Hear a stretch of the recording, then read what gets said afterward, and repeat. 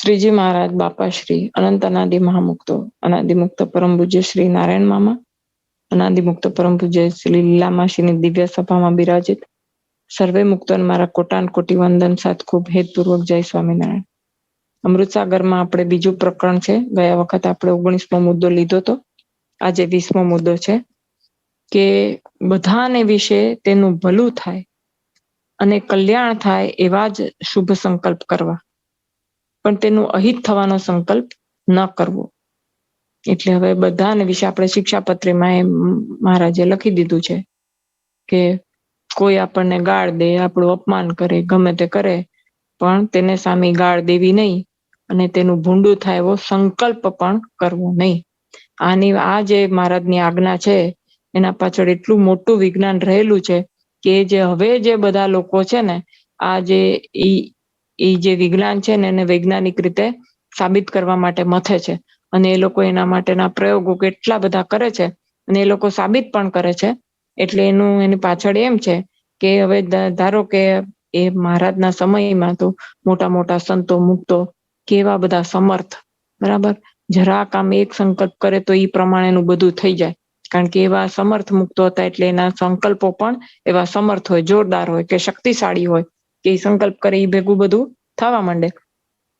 એટલે મહારાજને જયારે ઓલા કુવામાં નાખી દેવાના હતા ત્યારે સ્વામીએ મહારાજે ના પાડતી કે કોઈ અંદર આવવાનું નથી, તો પણ સ્વામી અંદર જઈને પછી દર્શન સોપન કરવા હાથ ઊંધો કરવાના હતા, પણ મહારાજે ના પાડી દીધી. એમ શું કામ? કારણ કે એવા જો મોટા મુક્તો તો સંકલ્પ કરે તો જીવનું બગડી જાય, કારણ કે એવા મુક્તોના સંકલ્પ તો કેવા બળવાન અને કેવા શક્તિશાળી હોય. પણ આપણા જેવા સામાન્ય જીવોને એમ કરવાની શું કામ ના પાડી છે? કારણ કે એમ કહેવાય કે એ જો ધારો કે મોટેથી એ ગાળ બોલે ને આપણે ગાળ બોલીએ તો પછી એ તો ટંટો ને ઝઘડો ને જે કાંઈ પણ હોય એ વધવાનું જ છે. એટલે જાહેર થઈ જાય, મોટેથી બોલાચાલી થાય ને ઝઘડા થાય તો એમ કહેવાય ને કે કોઈ કરે એવું આપણે કરીએ તો આપણામાં ને એમાં ફરક શું? એને જે અપશબ્દો બોલ્યા અને આપણે અપશબ્દો બોલ્યા, પછી આપણને એવો કોઈ કહેવાનો અધિકાર રહેતો નથી કે એને જો આમ કીધું, મને ગુસ્સો આવ્યો એટલે પછી મેં આમ કીધું. પણ એના અપશબ્દો નકામા કહેવાય ને મારા અપશબ્દો છે એ વધારે જાયજ કહેવાય કે યોગ્ય કહેવાય, એવું આપણને કહેવાનો કાંઈ અધિકાર મળતો નથી. આપણને ક્યારેય પણ કાંઈ પણ કહેવાનો અધિકાર ક્યારે મળે કે એ બોલી જાય અને આપણે કાંઈ ન બોલીએ તો આપણને કહેવાનો અધિકાર કે ના, એને ખોટું બોલ્યા, કે એ બરાબર ન બોલ્યા, કે એને બરાબર નહોતું કીધું. પણ સામે તડાફડી થઈ જાય અને પછી છતાં પણ આપણે આપણી જાતને નિર્દોષ સાબિત કરવી કે એ બોલ્યા એ વધારે ખરાબ અને હું બોલ્યો એ ઓછું ખરાબ, એ યોગ્ય ના કહેવાય. એક તો ઈ થઈ જાય, સામે ઝઘડો થઈ જાય એટલે આપણને ક્રોધ આવે તો એમાં પાછા કેટલાય બીજા અંદર પેસી જાય. ક્રોધથી એસિડિટી થાય, બ્લડ પ્રેશર થાય, શારીરિક રોગ થઈ જાય, માનસિક રોગ કેટલાય થાય. એ બધું તો થાય, સમાજમાં આપણી અપકીર્તિ થાય કે મોટા કહેવાય છે ને આવા બધા ક્રોધ ને અવગુણ ને બધું કેવું, લોભ ને ગમે ત્યાં. તો એક મેં ક્રોધનું ઉદાહરણ આપ્યું. એવી જ રીતે ધારો કે આપણે બોલ્યા નહીં, બરાબર, પણ ઈ જે આપણે મનમાં સંકલ્પ કરીએ તો મામા એમ કહેતા હતા કે જે મનમાં જે સંકલ્પ કરી છે અને આમ પણ જે આપણે ભજન ભક્તિ કરતા હોઈએ ને તો એ મનમાં કરીએ ને એનો વધારે લાભ મળે છે. અને જયારે આપણે પરીક્ષામાં વાંચતા હોઈએ ત્યારે પણ એમ કહેવાય, ખબર કે મનમાં વાંચ તો જલ્દી યાદ રહી જશે. તે આપણે જયારે ખાલી ગોખવું હોય ને કંઈક વસ્તુ પાકી યાદ રાખવી હોય તો મનમાં વાંચવું પડે, પણ જયારે ગોખવું હોય તો કે આમ કે બસ કઈ એનો અર્થ સમજ્યા વગર જો ગોખી નાખવું હોય ને તો એને મોટેથી વાંચે ને તો ગોખાઈ જાય. એમ એટલે આમાં શું છે કે આપણા જે ભાવ તરંગો છે ને, આપણા વિચારોના તરંગો એ વધારે બહુ જ ઝડપથી વાતાવરણમાં ફેલાતા હોય. એટલે વાતાવરણમાં ફેલાતા હોય, ધારો કે આપણે શું કહેવાય અત્યારે પોઝિટિવની જગ્યાએ એક નેગેટિવ ઉદાહરણ લઈએ કે જેનાથી બધાને વધારે સ્પષ્ટ ખ્યાલ આવે કે ધારો કે આપણે કોક પર ગુસ્સે થયા, બરાબર, કે આપણને એક દુઃખ છે. આપણે ઘણી વખત નથી કહેતા કે ક્યાંક કોકનું મરણ થયું હોય તો ત્યાં આપણે હસી બોલી ન શકીએ, કારણ કે એ બધાના વાતાવરણમાં એવા બધા તરંગો ભેગા થઈ ગયા હોય. એવી જ રીતે આપણે ક્રોધિત થઈ ગયા હોઈએ તો આપણે ઈ વખતે કારણ કે ઈ જે ભાવના છે ને, દુઃખની ભાવના કે ઈ જે ક્રોધની ભાવના, કે વધારે સ્ટ્રોંગ હોય, એકદમ શક્તિશાળી હોય. જેના લીધે ઈ જે વાતાવરણમાં ઈ જે ભાવ તરંગો, જે આપણા વિચારના તરંગો ફેલાય છે ને, એ વધારે બહુ સ્ટ્રોંગલી ફેલાય છે, બહુ મજબૂત રીતે ફેલાય છે.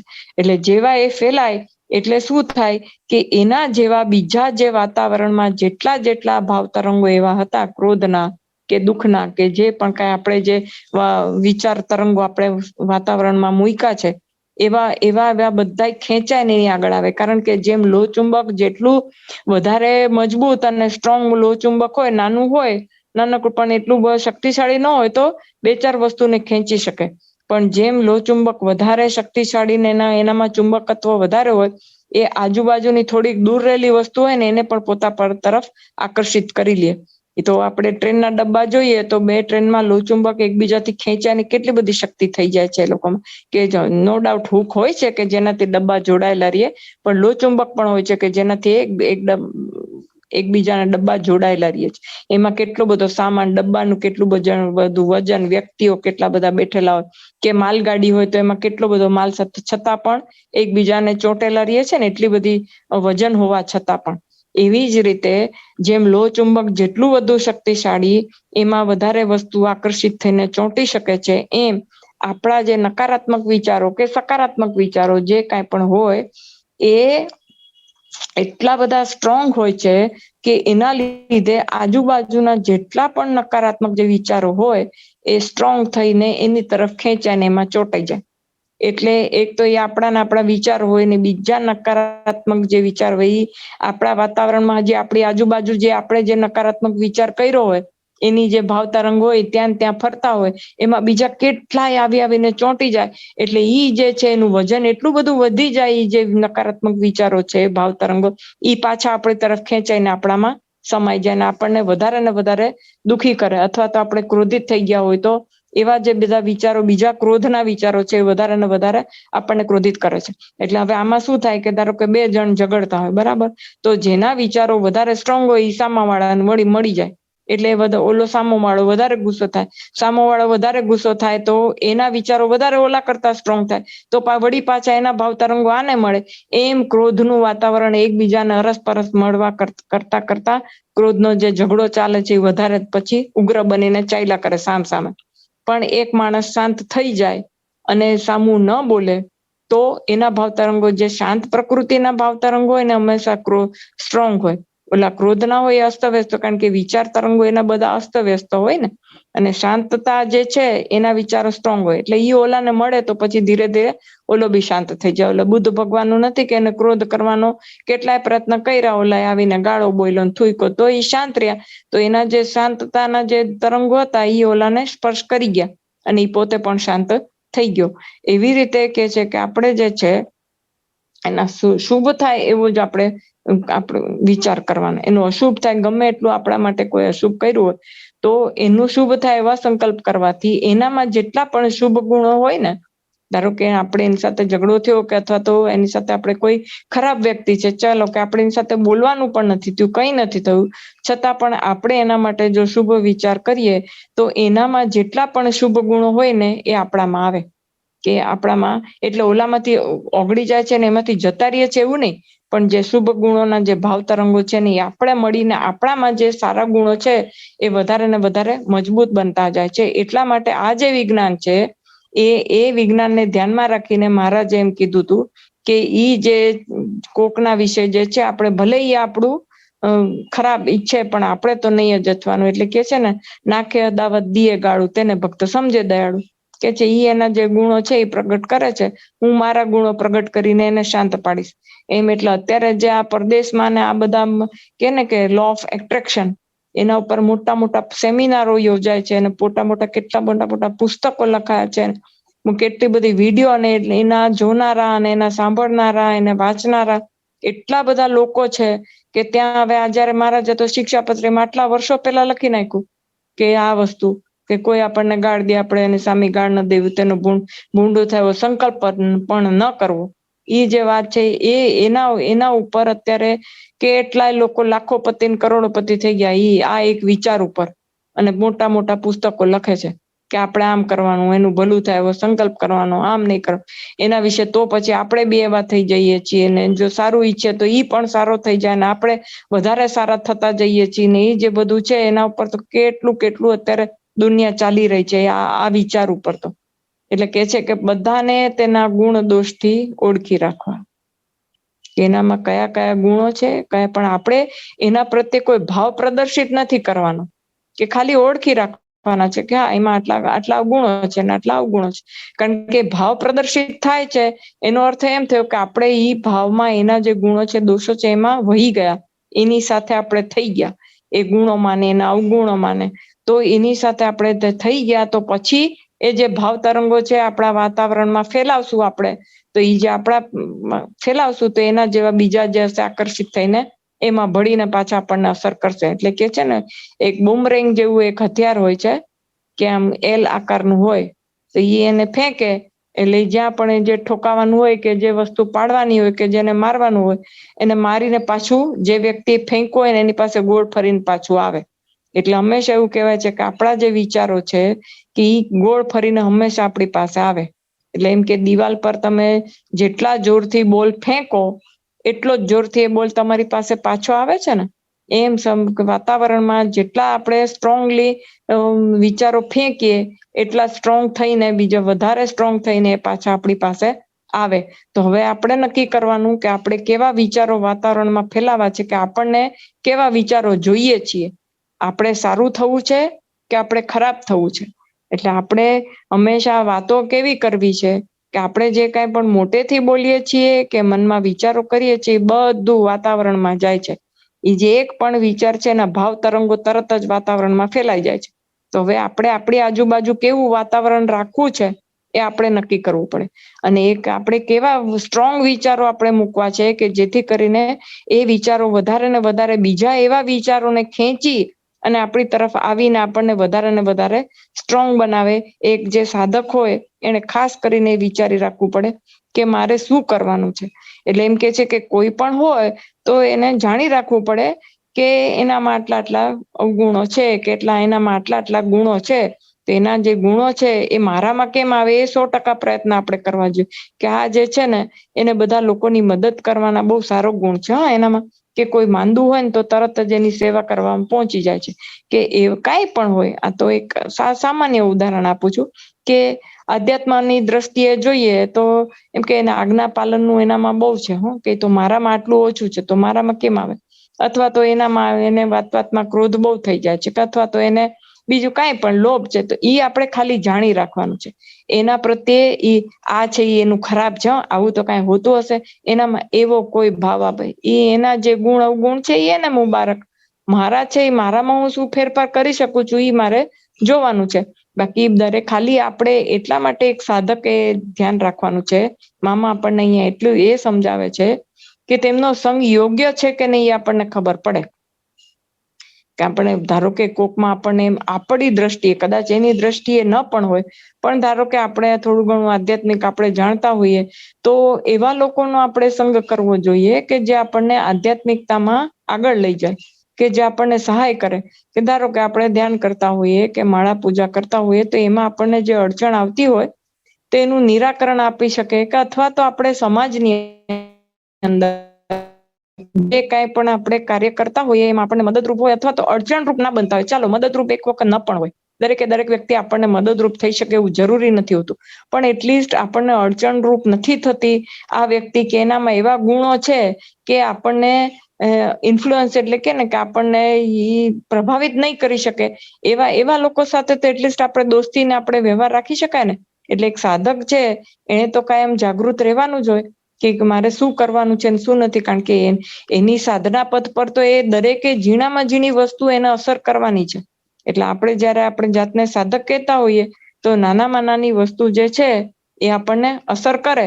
એટલે આપણે જે કોઈ પણ વ્યક્તિ આપણા સંપર્કમાં આવતી હોય, અથવા તો આપણે જેના સંપર્કમાં આવતા હોય કે જેના સાથે આપણે રહેવાનું વધુ થતું હોય, તે વ્યક્તિના ગુણ દોષોની આપણને જાણકારી હોવી જોઈએ.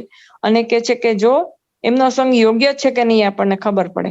કાંઈ એમ જ હવે બધા કે છે ને કે અમુક લોકો હોય ને બધામાં ખોટ જ કાઢવી હોય, કોઈ પણ વાત હોય, ધર્મની વાત હોય કે બીજી કોઈ પણ વાત હોય, એના વાણી વર્તનની વાત હોય, એને ખોટ કાઢવાની ટેવ પડી ગઈ. આપણે આમ કોક ધારો કે એમ કઈક વખાણ કરે ને કે આ બધું બહુ સરસ કર્યું હોય, હા પણ એનું આમ હતું ને આ બરાબર નહોતું, એમ કરીને ખોટ કાઢે.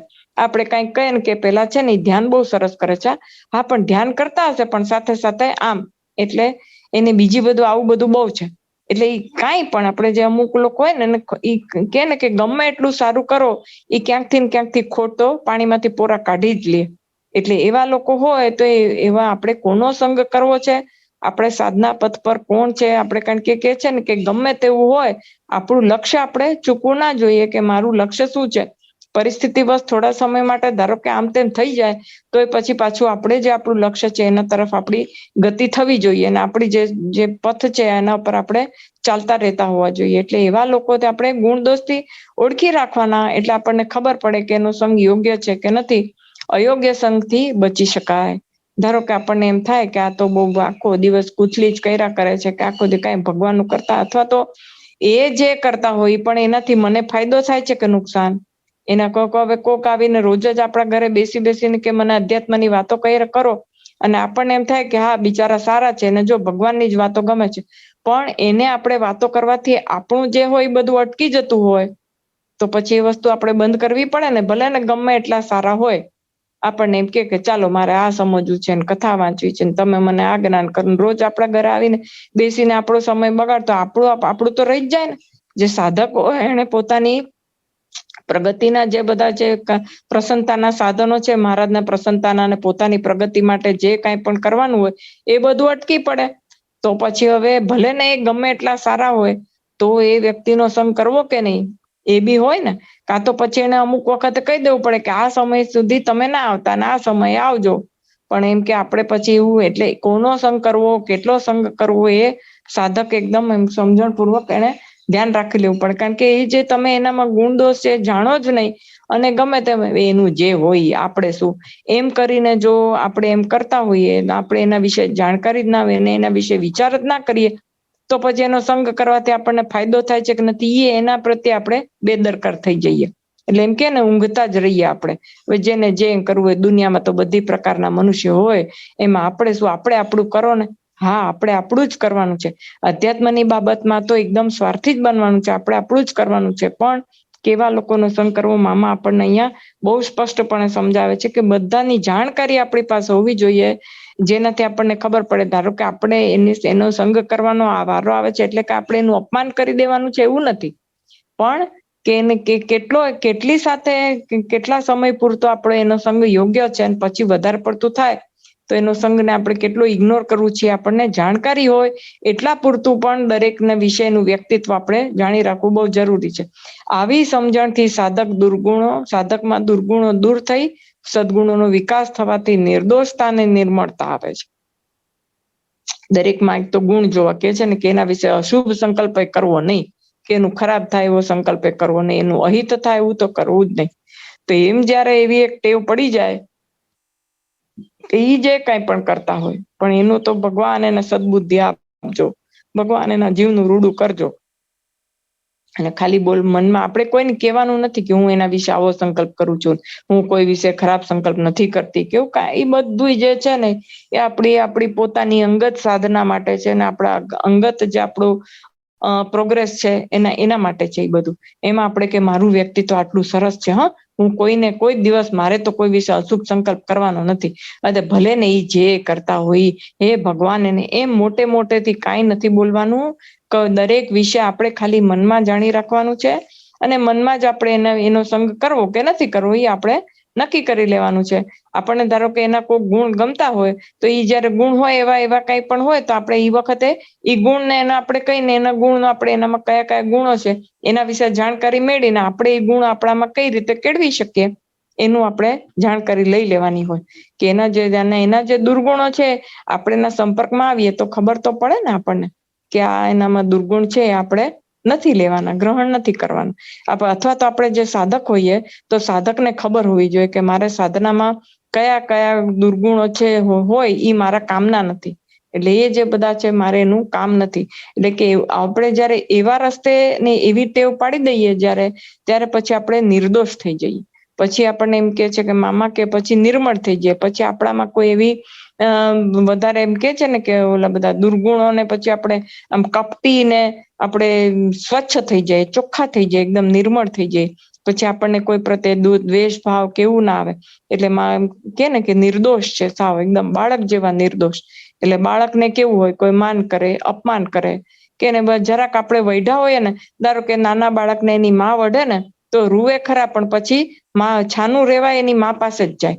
નહીતર બીજા કોકને કોઈ અપમાન કર્યું હોય મોટા ને, તો આપણે આપણું કોક અપમાન કરે તો આપણે એની પાસે જઈએ પાછા, કે એને તો બોલવાનું ભાન જ નથી.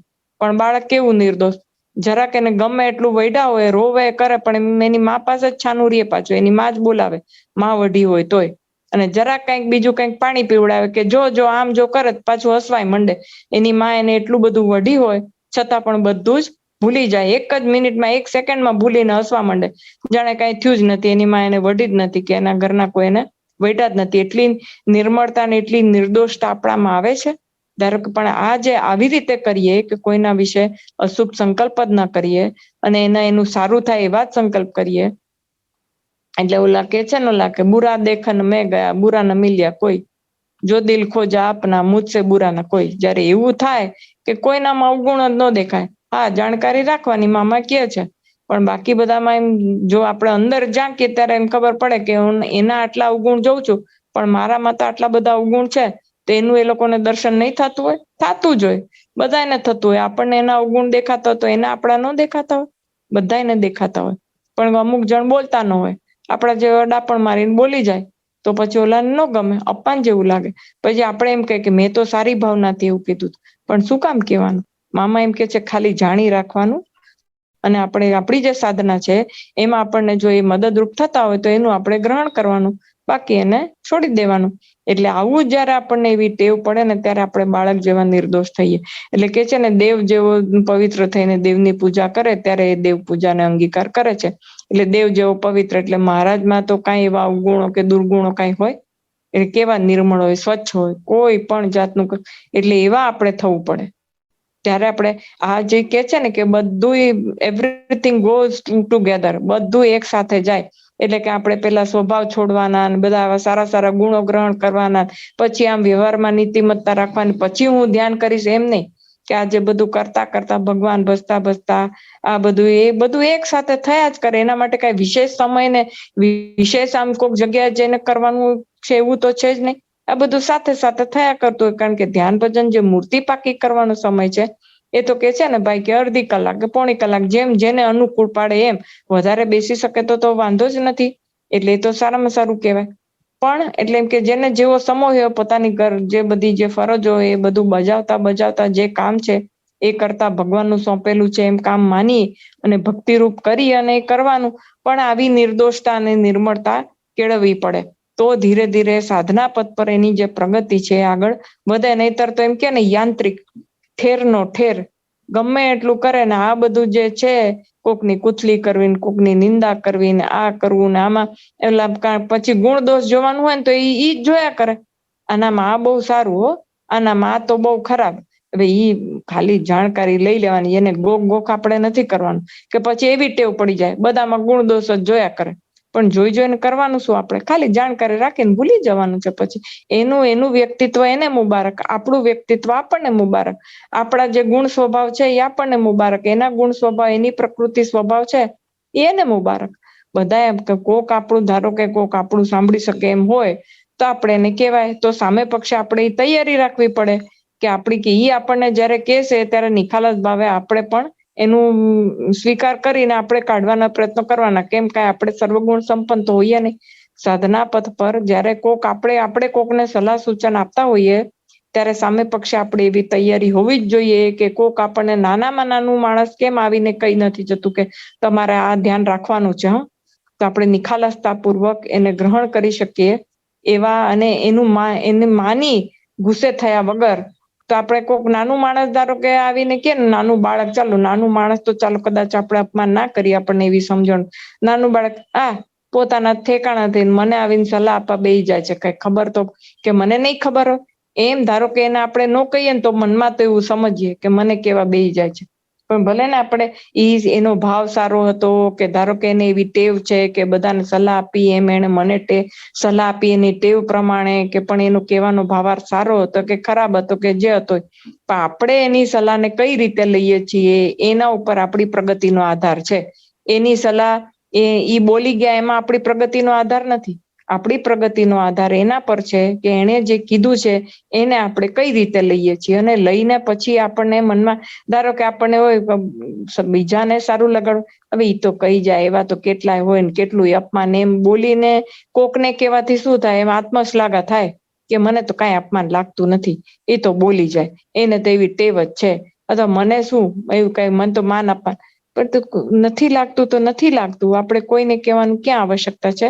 આપણે મનમાં ધારી રાખવાનું છે કે હા ભાઈ, મનમાં આપણે જ્યાં સુધી દેહ ભાવ છે ત્યાં સુધી માન અપમાન બધું થવાનું જ છે, એ તો સ્વાભાવિક છે. એટલે નથી થતું એવું બોલતા બધા જુઠ્ઠા કહેવાય. દેહ ભાવ હોય ત્યાં સુધી તો મહારાજ અને મુક્તો એ અહીંયા દેહ ધારણ કરે ત્યારે એવી લીલા બતાડે કે કોક જરા કામ બોલે તો દુખી થઈ જાય, કાં તો ક્રોધિત થઈ જાય.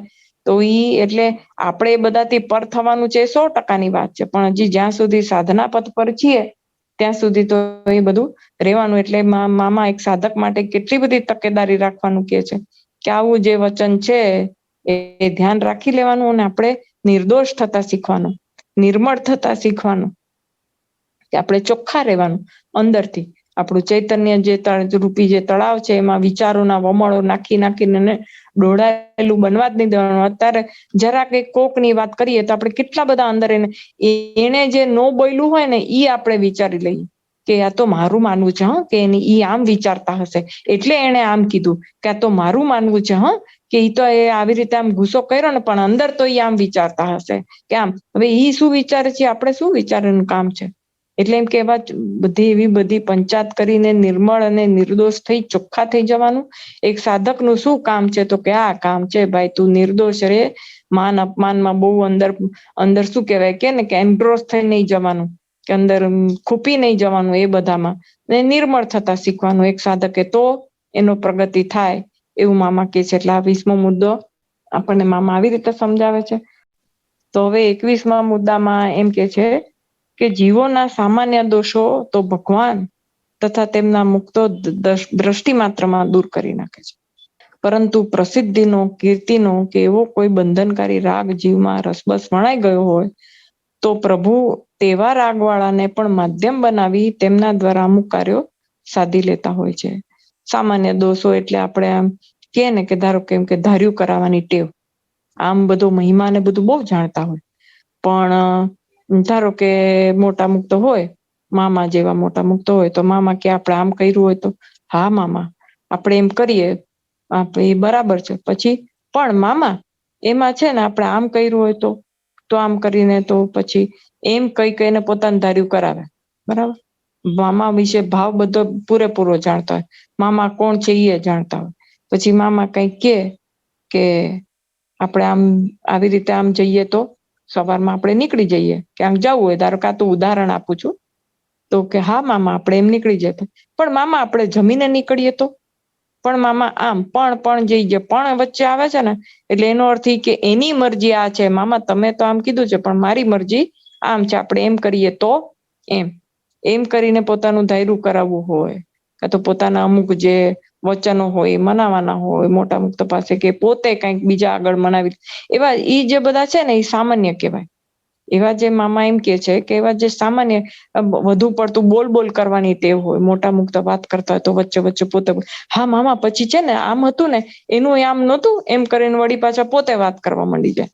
એવી જે બધા જે હોય ને એ બધા સામાન્ય દોષો કહેવાય. ઘણા લોકો વધારે પડતું મારા જેવા તો બોલ કરવાની ટેવ હોય, બોલ્યા જ રાખે એમ જે હોય, અને પોતાનું ધાર્યું કરાવવાની ટેવ, બધું મહિમા જાણવા છતાં પણ, એટલે એવું જે હોય બધા એવું જે હોય ને એને મુક્તો બહુ દ્રષ્ટિ માત્રામાં દૂર કરી નાખે છે, કારણ કે એની ઉપાસના શુદ્ધિ હોય અને મહારાજનો અને મોટા મુક્તોનો મહિમા ઘણો હોય. કારણ કે મામા એમ કેતા હતા કે એને અડીને વાયરો પણ જાય ને એના અનંત જન્મના કર્મો ઘસાય ને એ ચૈતન્ય કેટલો ઊંચો થઈ જાય છે, કેટલી ઊંચી પદવીને પામીને એના અનંત જન્મો કપાઈ જાય છે, જન્મો કપાઈ જાય. એટલે આમ જોવા જઈએ તો એક ચૈતન્યના કેટલાય જન્મો કપાઈ જાય એટલે કેટલું બધું કહેવાય કે એટલે એટલા જન્મ તો બાદબાકી થઈ ગઈ એની.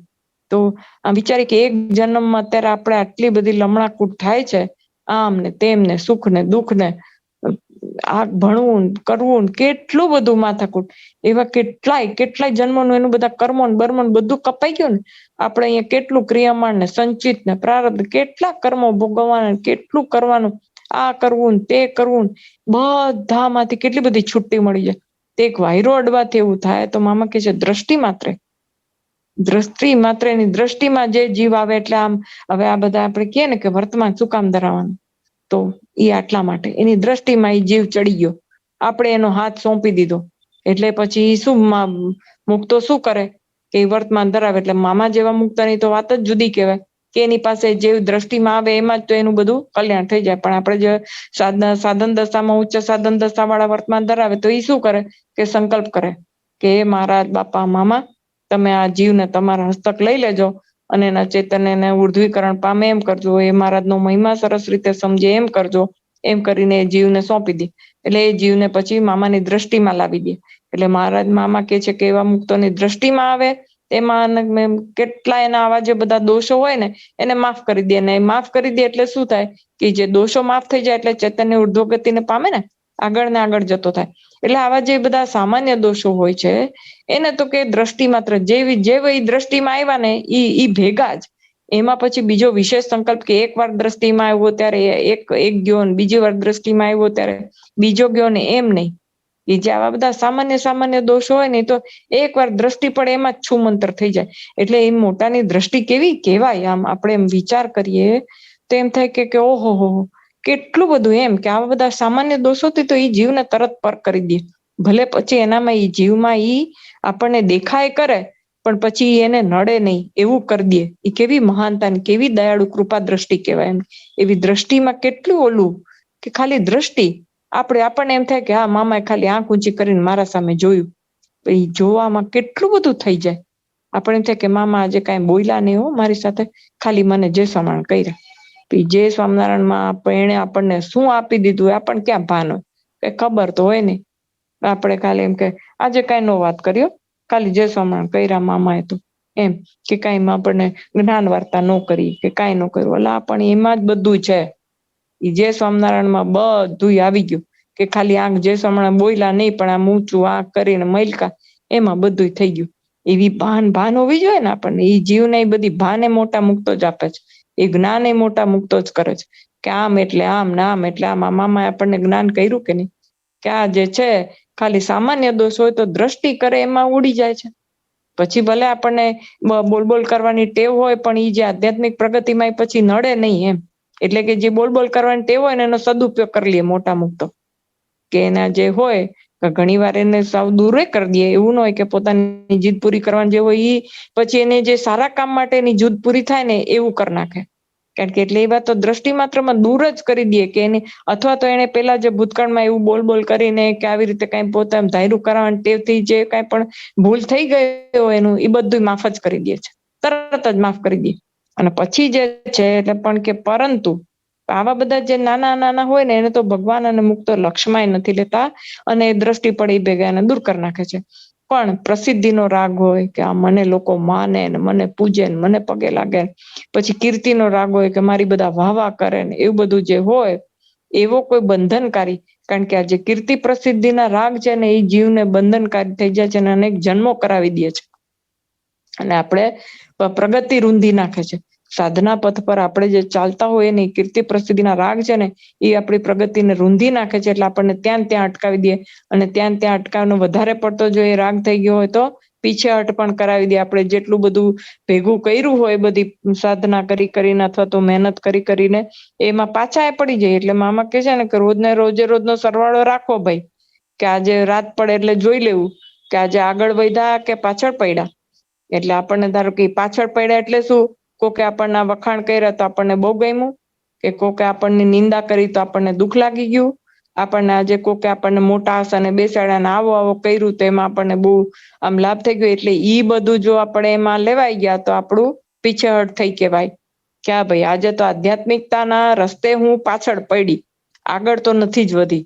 એટલે ઈ જે છે એ રોજે પણ કે એવું જેને કોકને રાગ હોય અને ઈ માણસ કેપેબલ હોય કે હા એનામાં એવી શક્તિ હોય કે કેટલાને આકર્ષણ કરીને જ્ઞાન કરી શકે એવું હોય, તો મહારાજ અને મુક્તો શું કરે છે કે એની પાસેથી એને માન સન્માન ખૂબ અપાવે, એની કીર્તિ અપાવે, એને ખૂબ પ્રસિદ્ધિ અપાવે, પણ એની પાસે એ કામ પણ કરાવી લઈએ. અને પછી એ લોકો શું કરે, બધા જ્ઞાન કરે, મંદિરો બાંધે ને જેના લીધે લોકો એ મંદિરમાં આવી આવીને ખેંચાય અને સ્વામિનારાયણ ભગવાનને ઓળખે. લોકોને ખબર પડે કે સ્વામિનારાયણ ભગવાન તરીકે પણ કોઈક ભગવાન છે, એને આવું જ્ઞાન કર્યું છે. કાચું તો કાચું, એક વખત ઈ રસ્તે આવે જીવમાં રસબસ થઈને વણાઈ ગયો હોય એટલે એના વગર એ લોકો રહી જ ના શકે. કીર્તિ પ્રસિદ્ધિ ન મળે ને, આપણે આમ જોઈએ તો ઓલા બધા એક્ટરો હોય છે ને, જે બધા એને જ્યાં પણ નીકળે ને તો એના બધા ફેન હોય ને, એના જે બધા એના ચાહકો, એના એ બધા ઓટોગ્રાફ કર, મને સહી કરી આપો ને આમ કરી આપો. જેવું બધું ન થાય ને, એ ક્યાંક જતા રહે ને એવું ન થાય ને, તો એ લોકોને ગમે જ નહીં.